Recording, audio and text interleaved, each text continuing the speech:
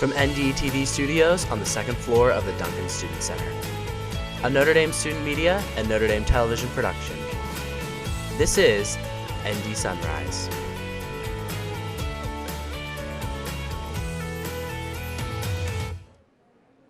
Good morning and welcome back to ND Sunrise. I'm Elise Dohoney. And I'm JJ Post. We have a very exciting episode today because it's our Valentine's Day episode. Yes, and some of NDTV's most popular segments in our history happened on our Valentine's Day episode. So think about our classics, Notre Dating 2016, last year Kiki's episode for Valentine's Day. We have some great segments on today's show too, though. But before we jump into the Valentine's Day festivities, some NDTV sports. Sports correspondent Kieran Cantwell has a report on the much anticipated Bengal Bouts. Kieran?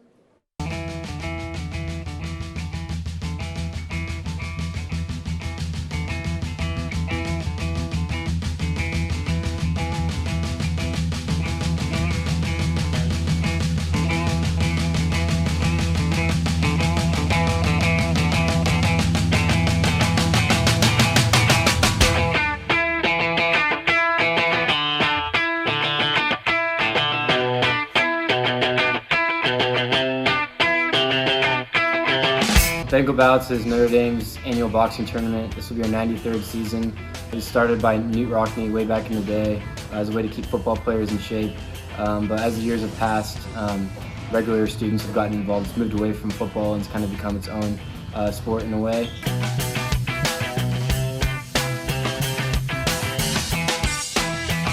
One of the best things about Bengal Bouts and the Notre Dame Boxing Club, men's boxing club, is its dual mission. So obviously there's the whole learning to box and then competing, but also what we're really here for is to raise money for the Holy Cross missions in Bangladesh.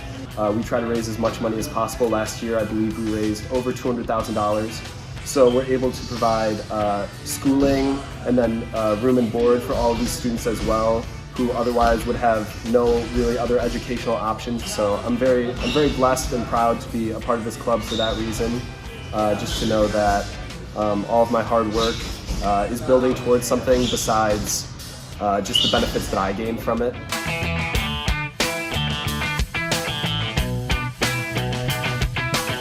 A lot of people might talk about joining Bengal Bouts for the workout, and our workouts are really tough. We're pretty notorious for having great workouts, but I think Bengal Bouts is so much more than that. Personally, I always wanted to compete in boxing and combat sports my whole life, so it's really been a dream come true for me. But maybe someone without the same background and interest as me, to get an opportunity to learn a new skill, you get to compete in front of your friends, classmates, family in many cases, and you also get in great shape and you get the fulfillment of raising money for a much higher cause.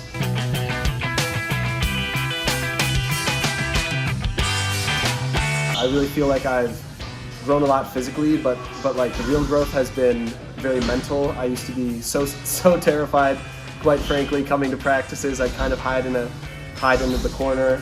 Now I just feel like a lot more confident in myself, and I think that's really carried with me in all aspects of my life.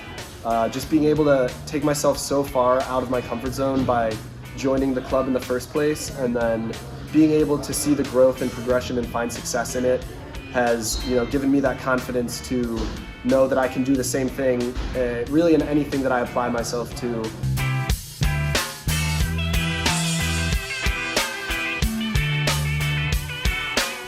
Notre Dame boxing has given me so much over the last 4 years.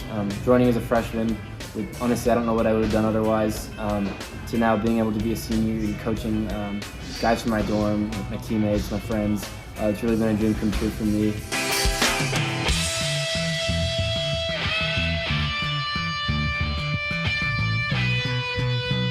That guy next to me who I can see is working hard, that makes me want to work harder too. So really the effort level here is so high, and I'm grateful to be a part of it, because then that just like forces me to raise my personal bar to match that of the club, and I'm all the better for it.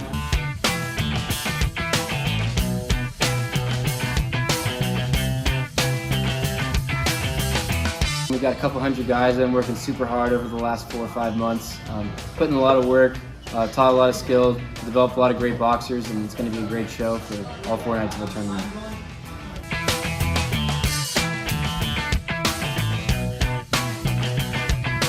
So every practice we break down at the end with 2 words in Bangla, which is the language of Bangladesh.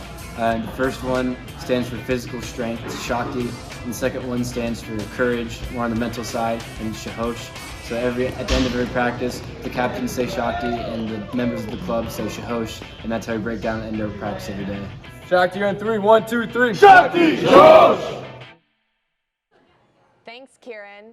I mean, and good luck to Charlie and Luke, and thank you for filming on crop top practice day. It takes a lot of strength for sure to be in Bengal Bouts and to be filmed on crop top day. But I don't know, JJ, what's your pick for Bengal Bouts? Who's winning this year? All right, as neutral media, I'm covering the fights for the Observer. In full disclosure, I can't make a specific pick because I cannot show bias to any one candidate, but I can promise that the fights, like last year and the year before that, and always, will be high quality and full of intrigue. So you definitely attend. I will be definitely attending. Definitely attending. Well, earlier this week, I had the opportunity to sit down with 2 activists on campus to hear about their push to increase acceptance of American Sign Language on Notre Dame's campus. Take a listen. Over winter break, a petition started circling around social media calling for Notre Dame to accept high school American Sign Language courses for the foreign language admissions requirement. The petition seemed to pop out of nowhere, but for Jill Maudlin and Caitlin Papalia, the petition is just another step in a long fight for ASL acceptance at Notre Dame. My name is Jill Maudlin. I'm a sophomore living in Ryan Hall, Ryan Go Bra, and I'm studying neuroscience. Hi guys, I'm Caitlin. I'm a junior living in Ryan Hall and I'm studying biology. Great. And you guys are both involved in this initiative to get ASL more involved in campus admissions and the curriculum, but you got involved in different ways. So, Caitlin, why did you get involved in this issue? Yeah, this is something that's very near and dear to my heart because I grew up with 2 deaf parents, so my first language at home was American Sign Language. And I took American Sign Language in high school and did all the courses that everyone else has to do for their world language requirement. But then when I got accepted into Notre Dame, there was a little bright red text at the bottom of my admissions letter that said that I did not meet all the requirements for admission, and that meant that I had to take 2 levels of Spanish over the summer to fulfill that requirement. The reason why Notre Dame doesn't actually currently accept American Sign Language as fulfilling an admissions requirement is because it is not taught here. At least that's the reason that admissions gave Jill. So one could also argue that it's just like the time and the money that it takes to set up the department, as well as something like that, what you said, that it just wouldn't be a world language because it originated in the United States. Some people could also argue like maybe the syntax or the grammar or the culture isn't distinct enough because, again, it originated in the United States. But as someone that's a native speaker, I can argue against all those things. Like, I know that ASL has a distinct grammar, syntax, culture that's been proven. Deaf culture is a big thing. I'm heavily immersed in it, like growing up with 2 deaf parents. So yeah, I also, origins of ASL, it actually started from French Sign Language. Oh, okay. So it's a little bit different than some people might think. It's not directly derived from English. Okay, so it is. It's completely different. That's the argument. It is a foreign language, yes, for sure. It definitely is a world language. Definitely yes. overseas. Yes. No, so looking at other universities, have there been other universities who have had similar, debates over ASL as a language requirement or teaching ASL? Would Notre Dame be the first one to accept ASL as a foreign language as a department? There are so many other universities out there who currently have American Sign Language. So there's this thing called the American Association of Universities. And Notre Dame is not a part of it, but would like to be a part of it. So we can, kind of compare our data to that. So 95% of universities within the American Association of Universities actually do accept American Sign Language as a world language for their admissions requirement. And then 63% of those universities offer a free proficiency exam for American Sign Language. And then 75% of those universities actually teach it on their campus. And these are all American universities? Yes. So to say that Notre Dame is like an odd one out is like kind of an understatement when 95% of universities actually like accept it. So Notre Dame would not be the leader in this in any regard? No, we're falling behind on it. Yeah. We would love for people to get involved. You can email me. My full name is Jill Maudlin, and my email is jmaudlin at nd.edu, or you can DM us on Instagram, which is at disabilityjusticeND. And sign the petition. And sign the petition. Yeah, more signatures, please. In light of the ongoing student body presidential elections and the increased pressure on Notre Dame to be more accessible, NDTV will continue following this story, and we thank Jill and Caitlin for taking the time to sit down with us. For ND Sunrise, I'm Elise Dohoney. Now back to the desk. Thanks, Elise. You're welcome, JJ. And you can find the extended version of my interview with Caitlin and Jill on our NDTV Instagram or YouTube. And Caitlin and Jill, they're absolutely awesome. It's really a Ryan Hall thing. Go brah. But anyway, switching gears, let's turn to Helen for a segment on Notre Dame's most impressive and successful athletics team. And no, it's not football or basketball or any sport you can find broadcast on ESPN or Fox Sports 1 or your streaming service of choice on a Saturday night. Presenting the greatest Irish dynasty you've never heard of. Fencing! Take it away, Helen. Maybe most famous for its football program, it is arguably more so a fencing school. By defending its NCAA title for the second consecutive year, Notre Dame fencing won its 12th national championship last spring at the Joy Center, surpassing its football program's 11 national championships and becoming the school's most successful program to date. According to the U.S. Fencing Coaches Association, the university has the top-ranked men's and second-ranked women's squads in the country. Under the guidance of head coach Gia Kvaratskhelia, the Fighting Irish Fencers have had a very successful season. They opened the season at the Elite Invitational, hosted by the University of Pennsylvania back in November, and both the men's and women's squads went undefeated. The Irish continued the season by competing in 2 back-to-back tournaments, the first of which being the St. John's Invitational in Queens, New York on January 21st, where they claimed the St. John's title for the second year in a row as a result of the women's team finishing 5-0 and the men's team going 3-2. The next day, they attended the Philadelphia Invitational hosted by UPenn, where both the men's and women's teams finished with an impressive 4-1, but ultimately lost to the Yale Bulldogs. The Irish hosted the DeChico Duels this past weekend at the Joy Center and went undefeated. Following this meet, the men's team holds a season record of 18-3, while the women's team is 19-2. Looking ahead to the rest of the season, we cheer on our fencers heading to Evanston, Illinois, for the Northwestern Duels this weekend. Outside of these NCAA team events, our fencers are also working on their individual fencing careers by competing at events such as the North American Cups and international meets like the World Cups and Grand Prix. April 3rd marks the start of the fencers' qualification period for the Paris 2024 Olympics, so their performance in these tournaments for the next year will earn them points and determine their International Fencing Federation rankings. In the U.S., the top-ranked fencers will make up Team USA. Some other countries don't stop there, but use these rankings to determine which fencers will compete in zonal qualifying events for a chance at the honor of representing their countries in the Olympic Games. Thanks, Helen. And thanks to the fencing team for ensuring that Grace Hall has been lit for my entire time here at Notre Dame. That's for sure. Facts on that. Well, now let's turn to some exciting events happening in the coming week.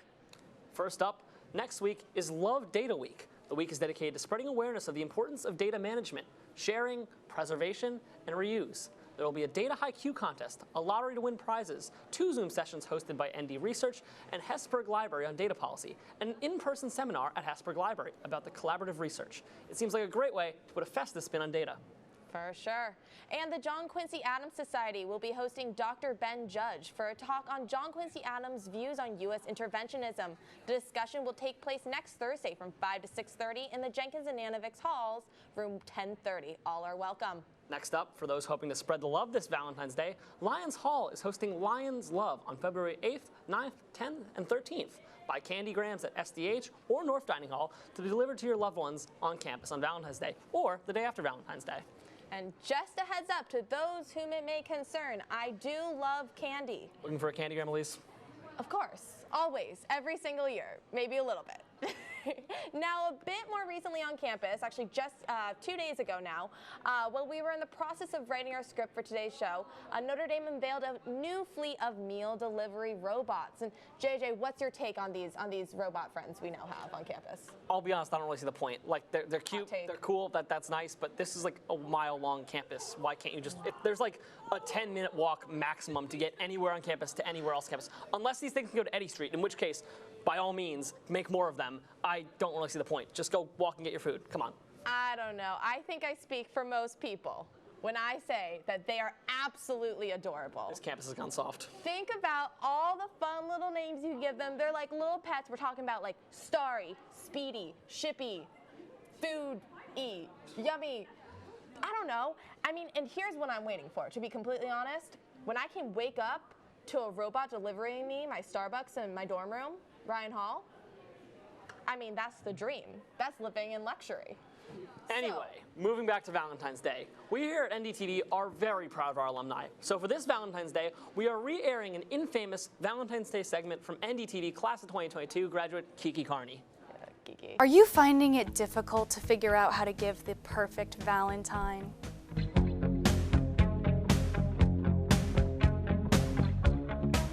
Well, look no further, because Cupid is here and Cupid is happy to help. My philosophy is YOLO, meaning you only live once. So don't ask yourself why. Ask yourself why not? Why not show your special someone that you care a little extra on this very lovely holiday?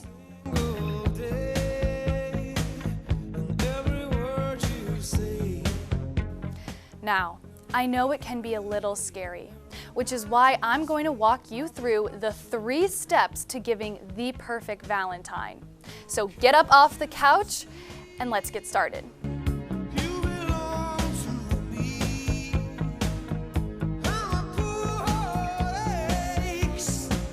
Step 1, keep it simple.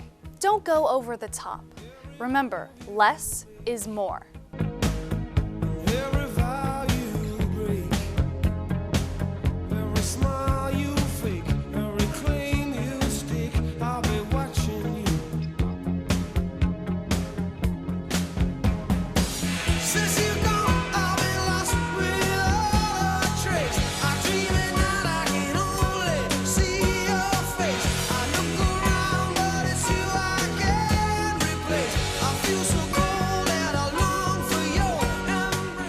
Step 2, tell them how you feel, but keep it short and sweet. You don't want to scare them off running for the hills. You want to leave them wanting more with a little bit of mystery.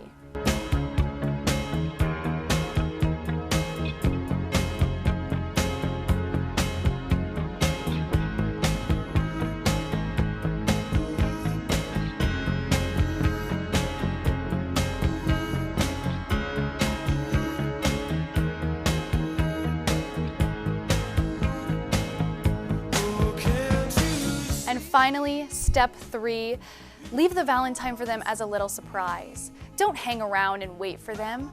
Just leave it there, walk away, and then they'll have no choice but to reach out to you and express their gratitude.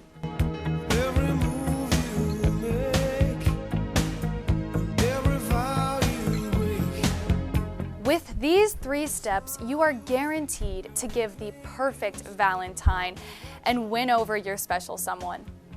That's all for me today, folks. Cupid signing off. A Kiki segment never, and I mean never, disappoints. Never. And we miss her and we wish her a very, very happy Valentine's Day. Well, that's all we have for today's episode of ND Sunrise. Catch our episodes on Thursday mornings in the Duncan Student Center from 9 to 11 a.m.